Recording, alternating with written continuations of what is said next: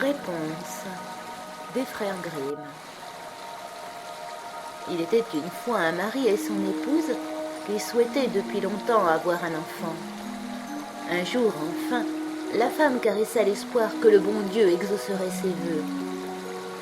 Ces gens avaient à l'arrière de leur maison une petite fenêtre depuis laquelle ils pouvaient apercevoir un splendide jardin où poussaient les plus belles fleurs et les meilleurs simples. Mais il était entouré d'un haut mur et personne ne s'y risquait car il appartenait à une puissante magicienne que tous craignaient. Un jour, la femme se tenait devant la fenêtre et regardait dans le jardin. Là, elle y vit une plate-bande où poussaient de belles réponses qui paraissaient si fraîches et vertes qu'elle eut une grande envie d'en manger. L'envie grandissait chaque jour, et comme elle savait qu'elle ne pourrait pas en avoir, elle dépérissait, pâlissait et prenait un air de plus en plus misérable. Alors le mari prit peur et demanda « Que te manque-t-il, ma chère épouse ?»« Hélas, répondit-elle, si je ne peux manger de ces réponses du jardin derrière notre maison, alors je mourrai. » L'homme qui aimait sa femme pensa « Et laisseras-tu ton épouse mourir? Va lui chercher des réponses, quoi qu'il pût en coûter. » Lorsque le crépuscule fut arrivé, il escalada le mur du jardin de la magicienne, cueillit rapidement une pleine poignée de réponses et les rapporta à son épouse. Elle s'en fit aussitôt une salade et la mangea d'un coup avidement. Elle lui plut tant que le jour suivant, elle en eut encore 3 fois plus envie. Pour la calmer, l'homme dut encore une fois escalader le mur du jardin. Il le fit à nouveau au crépuscule. Mais tandis qu'il grimpait au mur, il fut brusquement effrayé car il aperçut la magicienne qui se tenait devant lui. « Comment peux-tu te risquer, dit-elle avec un regard plein de courroux, à pénétrer dans mon jardin et me voler mes réponses comme un brigand? Tu vas être puni. »« Hélas, répondit-il, faites-moi grâce et justice. Je ne l'ai fait que par nécessité. Mon épouse a vu vos réponses depuis notre fenêtre et en conçut une telle envie qu'elle en serait morte si elle n'avait pas pu en manger. » La magicienne laissa alors tomber son courroux et lui dit « Prends-en autant que tu voudras. J'y mets seulement une condition. Tu dois me donner l'enfant que ta femme mettra au monde. Il sera bien traité et je m'en occuperai comme une mère. » L'homme par peur acquiesça à tout et lorsqu'après quelques semaines, son épouse accoucha, apparut immédiatement la magicienne qui donna le nom de Réponse à l'enfant et l'emmena avec elle. Réponse devint la plus belle enfant qui soit. Lorsqu'elle eut 12 ans, la magicienne l'enferma dans une tour qui se dressait dans une forêt et qui ne possédait ni escalier ni porte. Seule tout en haut s'ouvrait une petite fenêtre.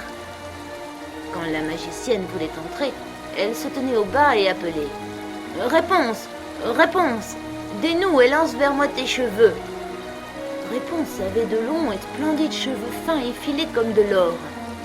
Lorsque la voix de la magicienne lui parvenait, elle dénouait ses nattes, les passait autour d'un crochet de la fenêtre et les laissait tomber 20 pieds plus bas. Ainsi, grâce à ceci, la magicienne pouvait grimper dans la tour. Une paire d'années passèrent lorsque le fils du roi qui chevauchait par ses bois vint à passer près de la tour. Il entendit un chant qui était si doux qu'il s'arrêta et écouta. C'était Réponse qui, dans sa solitude, passait le temps en chantant et faisait résonner sa douce voix. Le fils du roi voulut monter auprès d'elle et chercha une porte, mais il n'en trouva aucune. Il s'en retourna alors chez lui. Mais le chant l'avait tellement ému que chaque jour, il partait pour les bois pour l'écouter. Une fois alors qu'il se tenait sous un arbre, il vit la magicienne venir et il l'entendit appeler. « Réponse, Réponse, dénoue et lance vers moi tes cheveux. » Alors Réponse laissait tomber ses tresses et la magicienne grimpait à elle. « Est-ce l'échelle par laquelle on y parvient?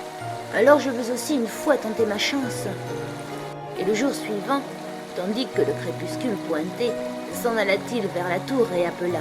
« Réponse, Réponse, dénoue et lance vers moi tes cheveux. » Aussitôt, la chevelure chut et le prince escalada la tour. Au début, Réponse fut horriblement effrayée qu'un homme vint jusqu'à elle alors qu'elle n'en avait jamais vu un de ses yeux. Aussi le prince commença à lui parler amicalement et lui raconta que son cœur avait été si profondément ému par son chant qu'il ne l'avait plus laissée en paix et que lui-même se devait de la rencontrer. Réponse se sentit rassurée, et tandis que le prince lui demanda si elle souhaitait l'avoir pour époux, elle vit qu'il était jeune et beau. Elle pensa alors « Il préfère m'avoir plutôt que la vieille Gothel ?» et lui dit « Oui » et mit sa main dans la sienne. Elle prononça ces mots « Je veux bien venir avec toi, mais j'ignore comment descendre. Lorsque tu viendras, apporte un écheveau de soie dont je ferai une échelle, et lorsqu'elle sera prête, je descendrai pour que tu m'emportes sur ton cheval. » Ils convinrent qu'il viendrait à elle tous les soirs, car le jour venait la vieille. La magicienne n'en remarqua rien, jusqu'à ce qu'un jour Réponse lui parla. « Dites-moi, Madame Gothel, comment se peut-il que vous soyez plus lourde à soulever que le jeune prince qui, en un instant, est auprès de moi ?»« Hélas, enfant impie !» s'exclama la magicienne. « Que dois-je écouter ? Je pensais t'avoir mise à l'écart du monde et tu m'as trahi. » Dans sa colère, elle attrapa la chevelure de Réponse, lui envoya une paire de claques de sa main gauche, attrapa de sa main droite une paire de ciseaux, et en un clin d'œil, les tresses gisèrent sur le sol. Elle fut tellement sans pitié que Réponse fut exilée dans une contrée désertique où elle dut vivre dans la privation et la peine. Le jour même où Réponse fut bannie, la magicienne accrocha les tresses à la fenêtre, et lorsque le prince arriva et appela « Réponse, Réponse, dénoue et lance vers moi tes cheveux !» Elle laissa choir les cheveux. Le prince monta, mais ne trouva pas sa chère Réponse, mais la magicienne qui lui jeta un regard méchant et empoisonné. « Ha ha ha ha !» ricana-t-elle. « Tu viens chercher ta bien-aimée, mais le bel oiseau n'est plus au nid et ne chante plus. Le chat l'a emporté. Il va de plus t'arracher les yeux. Réponse est perdue pour toi. Tu ne la reverras plus jamais. » Le prince sentit la douleur l'envahir et de désespoir bondit par la fenêtre. Il survécut, mais les épines du bosquet dans lequel il tomba lui crevèrent les yeux. Il erra aveugle dans la forêt, ne mangea que racines et baies, et il ne fut plus que pleurs et peines de la perte de sa chair promise. Il se traîna ainsi quelques années misérablement, et atteignit finalement la contrée déserte où Réponse survivait péniblement avec les jumeaux qu'elle avait mis au monde, un garçon et une fille. Il entendit une voix qui lui semblait familière. Il s'approcha et Réponse le reconnut. Elle se pendit à son cou et se mit à pleurer. Deux de ses larmes tombèrent dans ses yeux et il recouvra ainsi la vue qu'il avait perdue. Il l'emmena dans ce royaume où il fut accueilli avec joie, et ils vécurent longtemps heureux et sereins.